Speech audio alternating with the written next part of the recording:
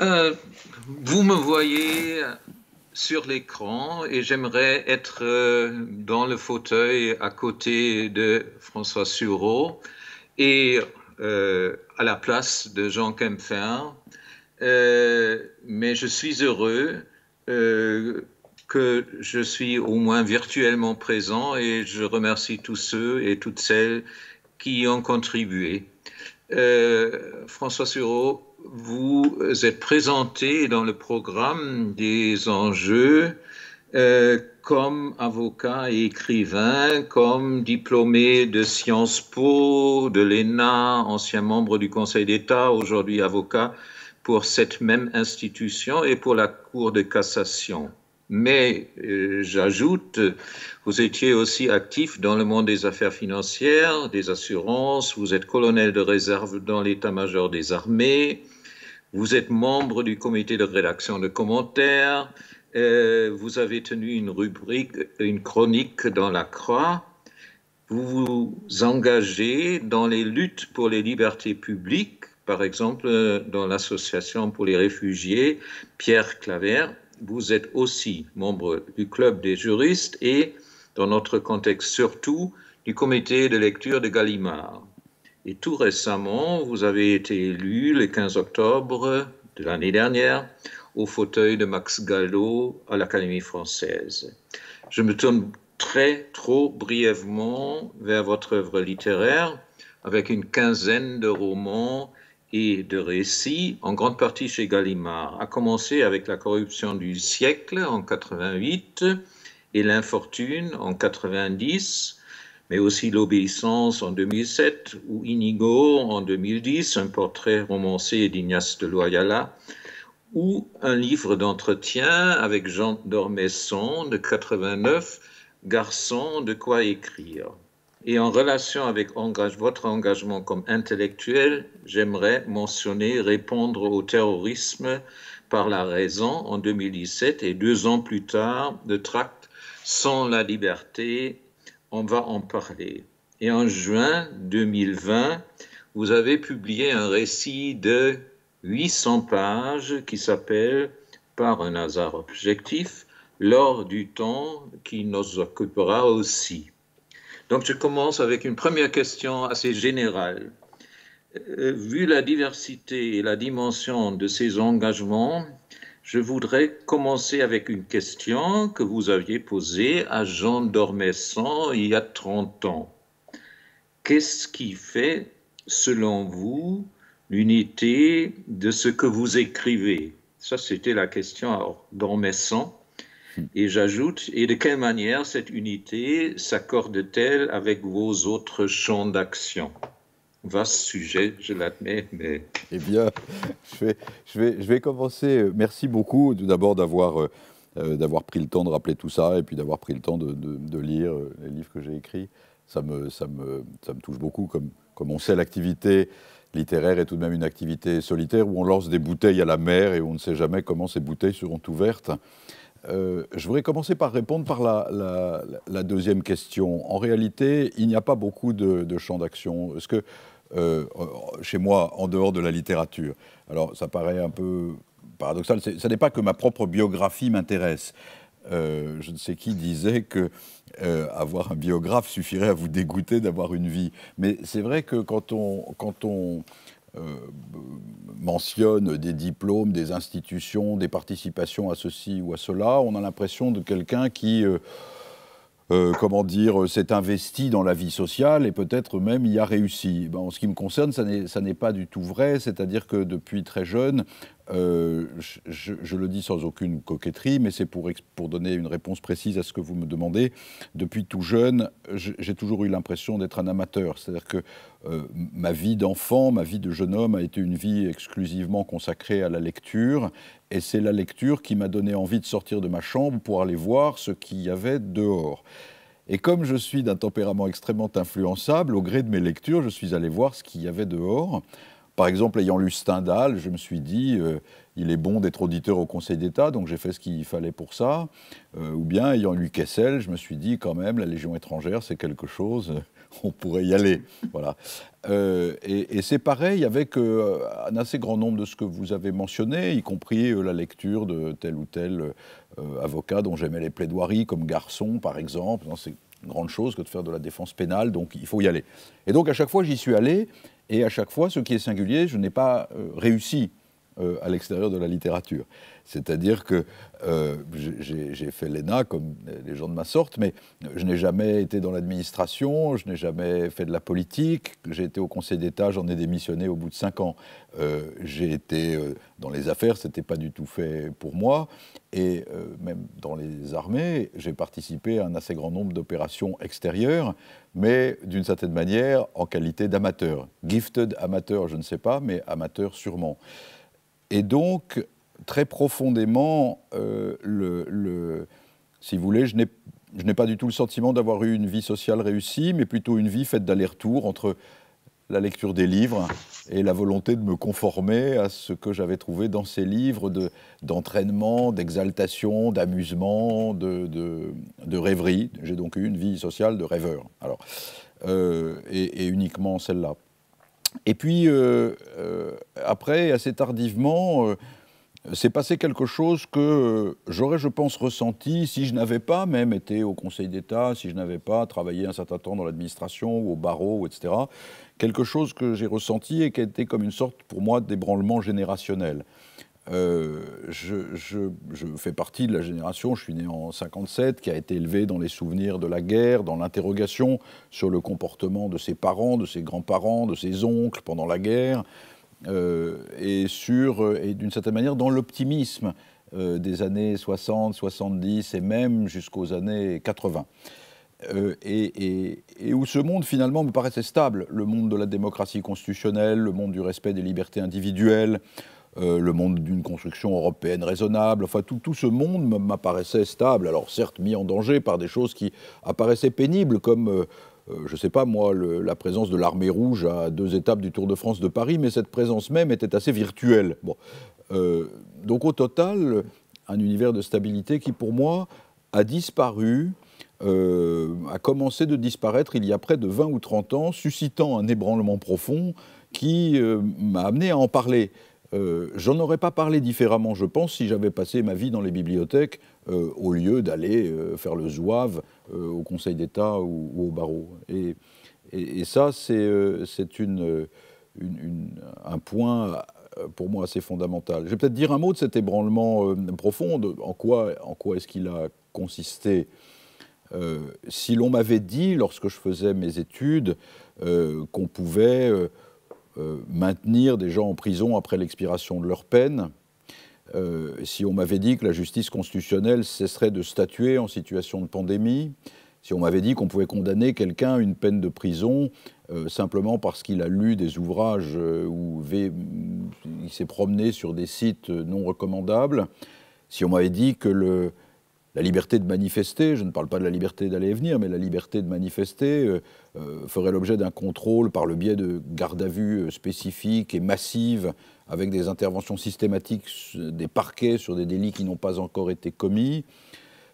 Si on m'avait dit au fond qu'on pouvait confiner un pays entier sans délibération parlementaire d'aucune sorte, par l'action d'un conseil de défense sanitaire dont les délibérations ne sont connues de personne, j'aurais éclaté d'un rire orwellien. Je me serais demandé de quelle cervelle, à la fois bureaucratique et folle, une telle utopie négative avait pu jaillir. Et pourtant, c'est ce que nous avons vu au cours des 20 dernières années dans, je ne dis pas l'indifférence générale, mais dans l'impression que nous étions dépossédés de notre destin collectif, en tout cas de la possibilité d'avoir une influence démocratique réelle sur notre destin collectif. Et ceci a provoqué chez moi un ébranlement profond qui m'a amené à écrire des livres pour défendre la liberté, non pas simplement pour m'indigner, parce que j'ai un tempérament qui me porte peu à l'indignation, mais en essayant de savoir pourquoi, de savoir ce qui nous avait conduit là. Aucune des réponses, d'ailleurs, ne me paraissant entièrement satisfaisante.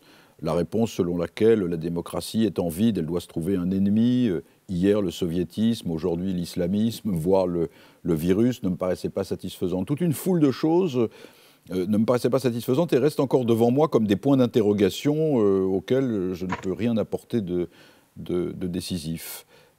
Et au fond, ce qui m'a troublé le plus, et ce dont j'ai eu envie de parler, peut-être pour des raisons d'ailleurs qui avaient à voir avec l'origine de l'énergie littéraire ou de la volonté de créer, ce qui m'est apparu vraiment important, c'est l'effacement progressif du fait que, au fond, dans notre système occidental, pour ce qu'il a de meilleur, c'est le libre jeu des passions contraires, des opinions contraires, l'affrontement même parfois violent ou difficile de ces opinions qui nous amenait à construire une société somme toute vivable pour tous les hommes.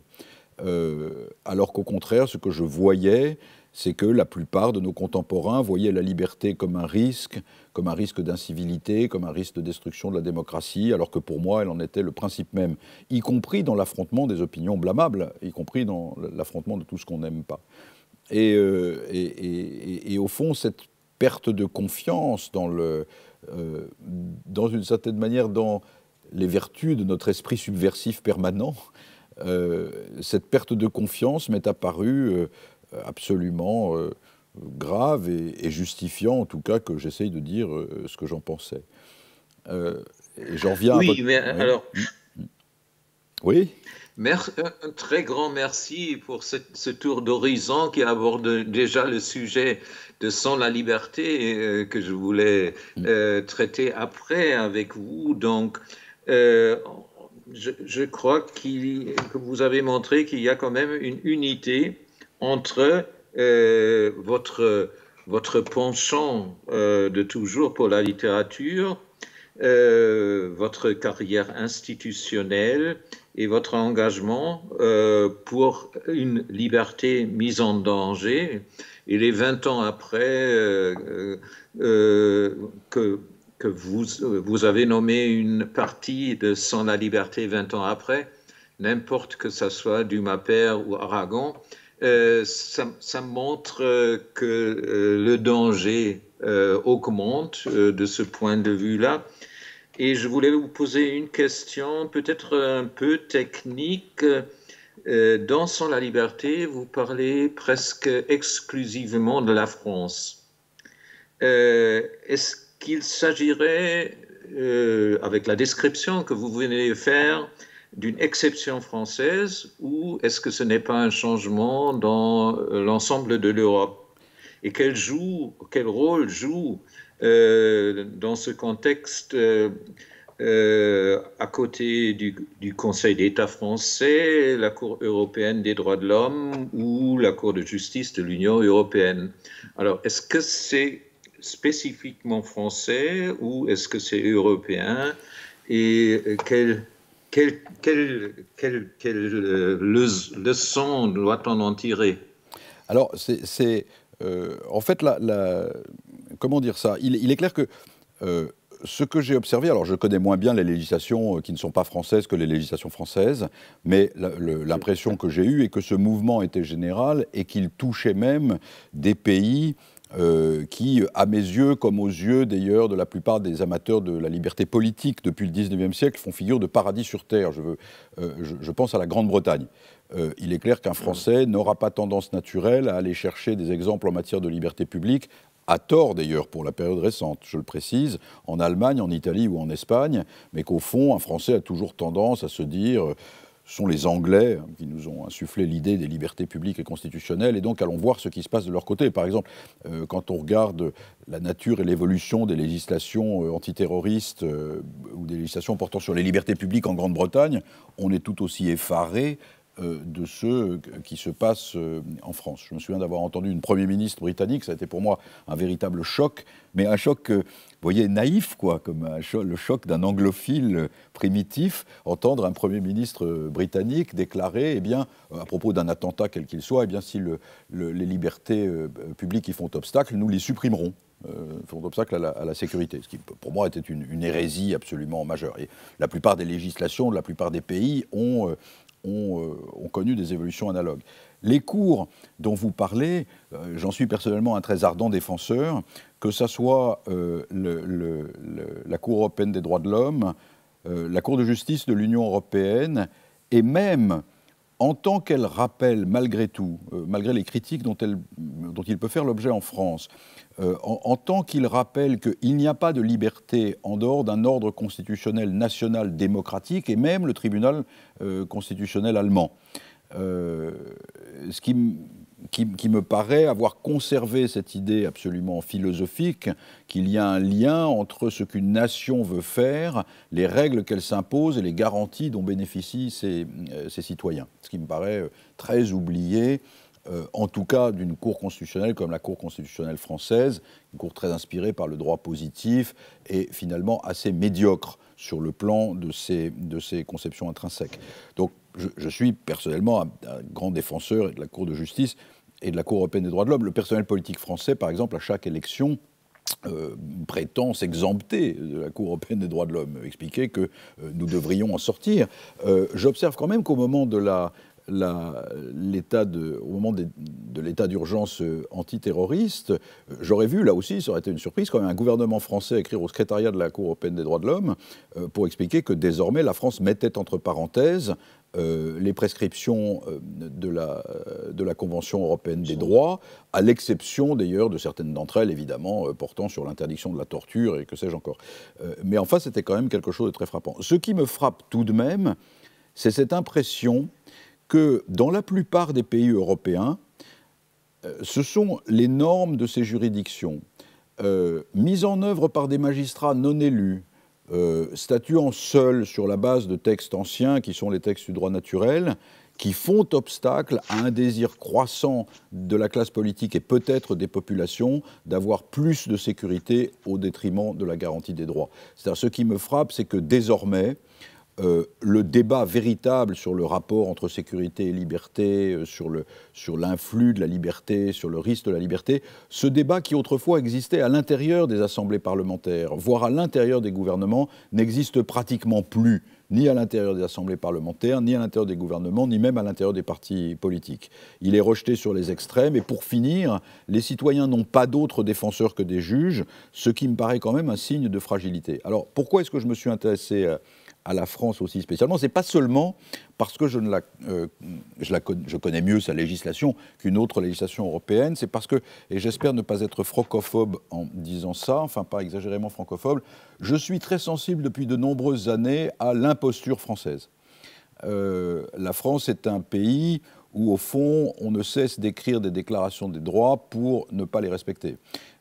C'est un pays qui, au fond, depuis 1989, aura vécu les 3/4 de son histoire politique et constitutionnelle, si on accepte la parenthèse bénie de la Troisième République et d'une part seulement de la Quatrième République, qu'il l'aura vécu dans, au fond, le contrôle administratif et dans un système où la République, si chèrement défendue en apparence, est en réalité mise en œuvre par un système non pas monarchique, mais quasiment impérial. Et j'ai toujours été frappé de cette espèce d'imposture française à se vouloir le pays des droits, alors qu'en réalité, nous avons dû attendre 1971 pour qu'on puisse juger de la constitutionnalité d'une loi par rapport à la Déclaration universelle des droits de l'homme. J'ai toujours été frappé par ce hiatus absolument incroyable existant en France entre une certaine forme d'arrogance libérale et une pratique à peu près couramment liberticide, correspondant à l'assentiment peut-être des 2/3 de la population. Et c'est l'une des raisons pour lesquelles j'ai voulu écrire Sans la liberté, c'est au fond pour, d'une certaine manière, attirer l'attention de mes compatriotes sur ce qui est, au fond, à mon sens, le point aveugle de leur histoire. Au fond, les Français sont des gens qui pensent que si l'on accepte la parenthèse de Vichy et du Second Empire, tout va bien. Eh bien, quand on regarde le détail de l'histoire constitutionnelle et de l'histoire des droits en France, ça n'est pas du tout le cas. Voilà. Oui, merci, mais je vois quand même dans la plupart de vos récits et de romans une préférence pour des époques de l'histoire, et surtout pour une époque de l'histoire, c'est-à-dire la Troisième République. Donc, on pourrait revenir à Sans la liberté et votre éloge et votre apologie de la Troisième République, mais d'une manière générale, on on se demande si cette époque-là représente une sorte d'âge d'or, aussi des libertés. Et si vous cherchez lors du temps dans le grand récit fleuve que j'ai mentionné au début, la question se pose si cette histoire imaginaire de la littérature française du XXe siècle n'est pas aussi une sorte de message vis-à-vis une autre époque avec d'autres libertés. Et est-ce que cela vaut pour les libertés publiques autant que pour les dimensions de la littérature qui pouvaient, d'une autre manière, que ça semblait être le cas aujourd'hui, lier les questions publiques aux questions littéraires? Ça, c'est vrai qu'il y a une part de... Au fond, je pense que les gens de ma génération auront été le témoin du passage d'un ancien monde au nouveau, un peu comme dans les Mémoires d'outre-tombe.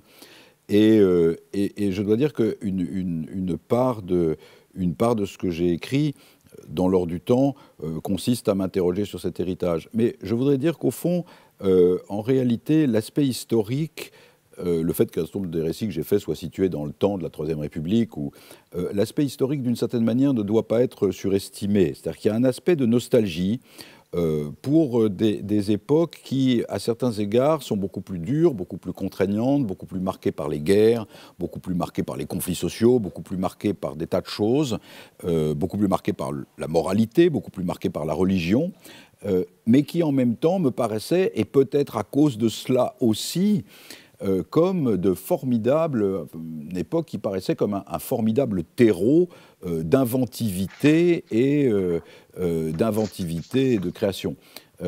C'est d'ailleurs le paradoxe actuel qu'au fond, nous vivions une époque à la fois en même temps plus tolérante et plus répressive, et dans lequel les conflits paraissent déboucher plutôt sur des lagunes que sur des torrents utiles. Au fond, si vous voulez, ce que j'ai écrit là-dessus était aussi d'abord un hommage. Alors il y a plusieurs, je pense qu'il y a plusieurs sortes d'écrivains. Moi je fais partie des auteurs qui écrivent sur les épaules des autres, vous voyez. Je pense qu'il y a des écrivains non généalogiques. Apollinaire, par exemple, est un auteur non généalogique. À part une petite influence symboliste, il m'a toujours fait l'impression de ne jaillir de nulle part. Bon. Au fond, Nabokov, que j'aime énormément, est un auteur assez peu généalogique. Ce qu'il a trouvé chez Tolstoï, ce qu'il a trouvé chez Gogol, est de faible importance par rapport à ce qu'il a trouvé chez lui-même. Il y a des auteurs qui sont extrêmement généalogiques, comme Breton, qui d'ailleurs passait sa vie à tracer des généalogies. Il se trouve que les hasards de la vie ont fait que les grands chocs littéraires que j'ai éprouvés, si j'accepte Blaise Pascal et Chateaubriand, sont des chocs du 19e et du 20e siècle, de Chateaubriand à André Breton et aux surréalistes. Et donc, au fond, c'est vrai que j'ai toujours voulu, en écrivant, en tout cas j'ai toujours aimé en écrivant, vivre dans la compagnie des morts en me reportant à ce qui était leur temps, pour essayer de voir ce qui, de leur temps, pouvait passer dans le mien et susciter simplement le goût de vivre et d'écrire. Et ça a été pour moi quelque chose d'assez essentiel. Merci. Il faudrait peut-être dire un mot pour ceux qui n'ont pas lu L'Heure du Temps. C'est comme chercheur d'or, dont et avec la scène de sa naissance sur le plateau de Langres jusqu'à son épanouissement à Paris. Vous avez annoncé un deuxième volume jusqu'à l'estuaire de la Seine. Et dans ce livre, vous combinez, je dirais, la rencontre surréaliste avec une érudition littéraire poussée à ses limites. Breton a demandé une fois, livrez-moi les vrais noms, et votre mine d'or nous donne quelques 3000 noms, mais pas tous et pas toujours les vrais noms.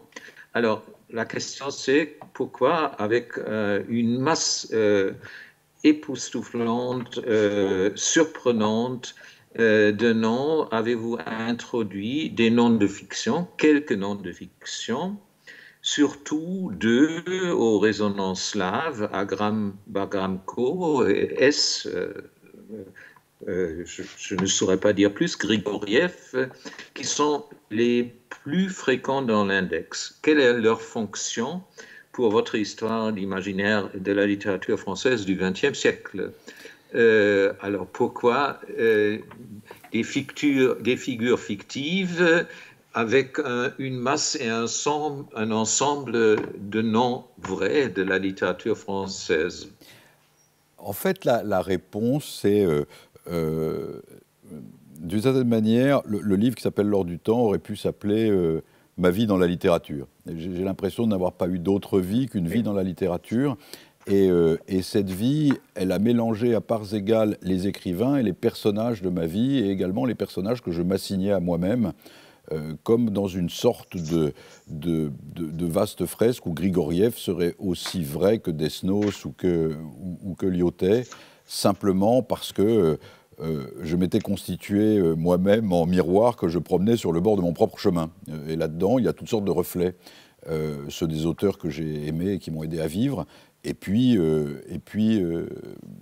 les reflets aussi de personnages réels.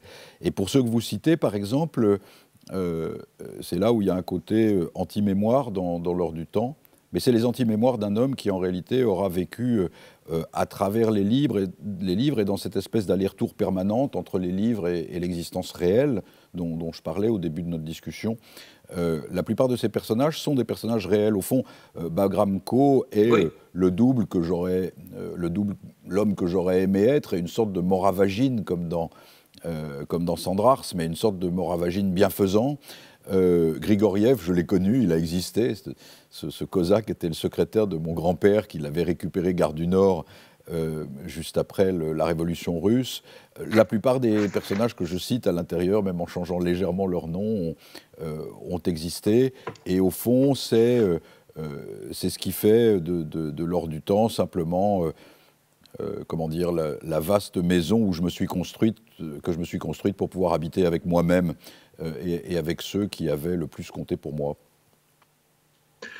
Donc, est-ce que j'ai raison si je résume que, je cite un titre de William Marx, vous avez mené, et L'Or du temps, c'est l'expression de son ensemble d'une vie de littéraire. Oui, Vous êtes un littéraire et vous écrivez votre vie à travers, votre vie s'écrit à travers des œuvres comme L'Or du temps. C'est exactement ça. D'abord, par le souhait de la rendre intelligible, par le souhait de rendre compréhensible, y compris à moi-même, les allers-retours entre la vie réelle et la vie rêvée, entre la littérature et le reste, et puis aussi comme un hommage à comment dire, tout ce qui dans la littérature m'a fait pressentir d'autres mondes. J'espère ne choquer personne en disant que je n'ai pas de la littérature une conception, alors ni évidemment décorative, ni culturelle, dans le sens que les Français horriblement donnent à ce mot, ni même une conception fétichiste, c'est-à-dire qu'elle doit être utile. Elle doit être utile. Et ce dont j'ai essayé de... utile au sens où Artaud, je crois, disait qu'il s'agissait de mieux exercer la vie. Et utile, pour moi, certains auteurs m'ont donné profondément cette impression d'utilité. Pascal traverse la littérature en vue d'autre chose, et au fond, ce que j'ai aimé dans Le Maître de ma jeunesse, auquel je continue comme Gracq de rester fidèle, qui est André Breton, c'est qu'il m'a donné très jeune, de manière radicale, avec Nadja, avec le premier manifeste, cette impression que la littérature était un chemin vers ce qui nous était caché. Où au fond les œuvres elles-mêmes, les livres écrits, les pages écrites, étaient comme les copeaux produits par cet incessant mouvement de rabot de la conscience sur le réel. On peut s'intéresser aux copeaux, bien sûr, mais pas au-delà d'avoir du goût, comme disait Breton, pour le petit métier d'écrire. En revanche, c'est vrai que tout ce qui m'a conforté dans cette impression que j'ai éprouvée dès l'enfance, que ce monde-ci n'était pas totalement le vrai et qu'il en existait un autre, quel que soit l'autre, tout ceci me paraissait mériter d'être conservé, au moins pour moi-même, mais peut-être pour ceux qui auraient fait une expérience intérieure comparable. Voilà, vous me lancez presque à vous poser une question sur une phrase que j'ai remarquée, parce que toute patrie est un exil, et j'aurais aimé la comparer avec une réflexion de Hugo de Saint-Victor au XIIe siècle, mais comme on doit encore aborder votre vie avec Apollinaire, je laisse ça de côté. Alors, une première, puis peut-être on aura même la possibilité d'une deuxième question sur votre vie avec Apollinaire. À la fin de cette vie avec Apollinaire, parue en novembre 2020, vous évoquez les conditions de l'écriture, de votre écriture. Enfermé, je ne pouvais plus voyager que dans mon souvenir et je m'en suis trouvé heureux, ce qui nous étonne pas trop, après ce que vous avez dit. Et vous citez un vers d'Apollinaire. C'est ma destinée que je lis. Donc du poème Je me souviens de mon enfance. Quelle est l'influence de la situation actuelle sur l'écriture en général? Et qu'est-ce que vous lisez dans la destinée d'Apollinaire et comment la littérature peut-elle aider à survivre dans cette situation? Ou est-ce qu'elle peut aider à survivre?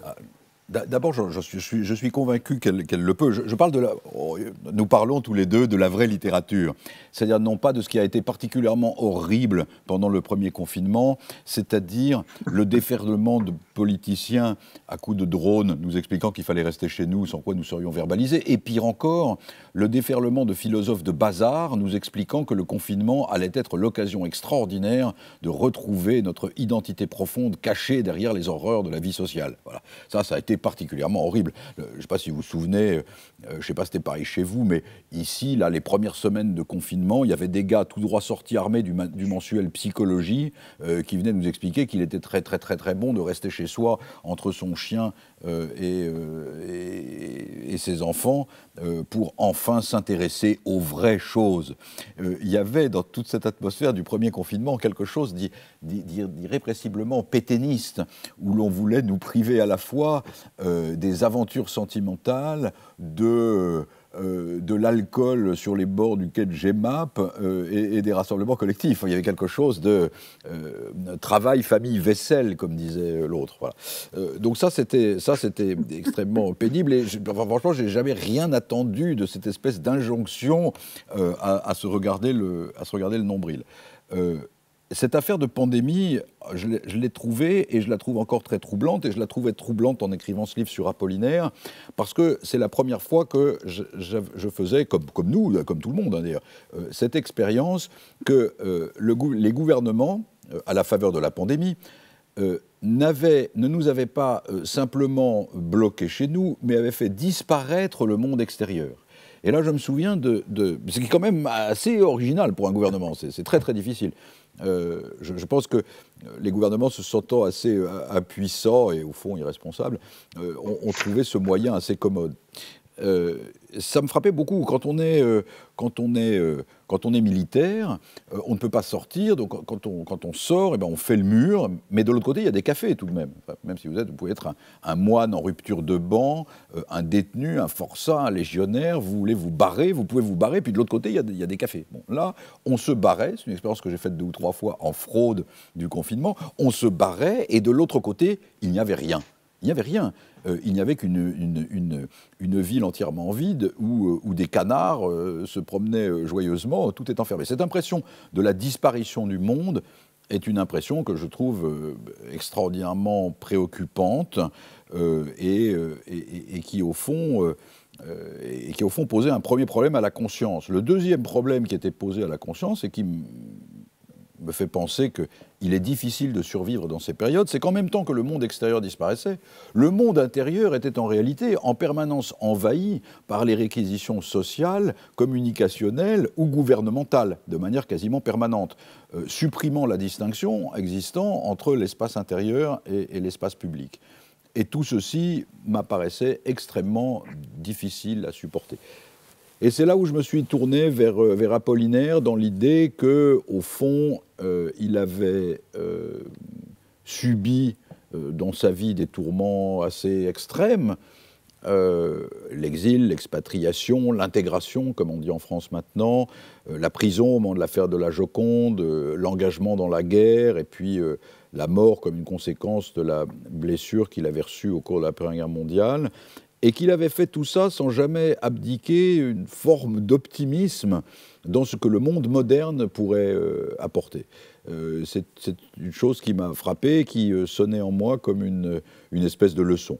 Je dois vous dire que je la retiens pour ce qu'elle est, par amitié pour Apollinaire, par goût immense pour sa poésie et pour sa personne, sans voir très bien comment la transposer à notre époque actuelle, qui est au fond une époque à la fois moins dramatique, mais plus durablement incertaine peut-être comme plus durablement molle. Ce qui fait que la leçon à la fois de modernité, d'héroïsme et même de drôlerie d'Apollinaire me paraît assez difficile à maintenir. Mais en tout cas valant d'être maintenue. Et puis, il y a une autre chose, c'est que la pandémie a réveillé, mais comme d'ailleurs le terrorisme, il me semble, en nous une espèce de binarité. Alors, c'est spécialement le cas chez les Français qui sont très binaires, que je trouve absolument fâcheuse. C'est soit la liberté, soit la sécurité, c'est soit l'ordre, soit la révolution, c'est soit le monde moderne, soit le passé. Et nous vivons depuis quelques mois ou quelques années dans une ambiance d'hystérie binaire qui me paraît caractériser l'esprit national. Apollinaire y échappe complètement. Apollinaire est un esprit polyédrique. Il s'est engagé par patriotisme, il a continué à défendre le cubisme, il avait des relations les plus machistes avec les dames dont il était épris, et pour autant, il a très certainement été l'un des féministes les plus violents et les plus radicaux de son époque. Il y a quelque chose chez Apollinaire qui échappe aux réquisitions du temps. Et pour finir, je crois que c'est la réponse la plus sûre qu'on puisse donner, c'est-à-dire que pour survivre, il faut s'entraîner à échapper aux réquisitions du temps, aux réquisitions de l'opinion, aux réquisitions du monde de la communication, aux réquisitions de la politique. Et ça, qui n'est pas à proprement parler un exil intérieur, mais cet entraînement à résister aux réquisitions du temps me paraît absolument fondamental. Et à essayer de s'établir au-delà. Je ne pense pas que ce soit facile, mais je trouve que c'est en tout cas un chemin qui mérite d'être suivi. Tout d'un coup, vous apparaissez totalement immobile sur mon écran, donnant l'impression, soit que c'est terminé, soit que ma parole vous a en quelque sorte pris dans les glaces. Ça, pour le coup, c'est assez surréaliste. Si je vous récite du Victor Hugo, il y a écrit « Wolfgang n'est pas disponible ». J'adore ce côté Ionesco.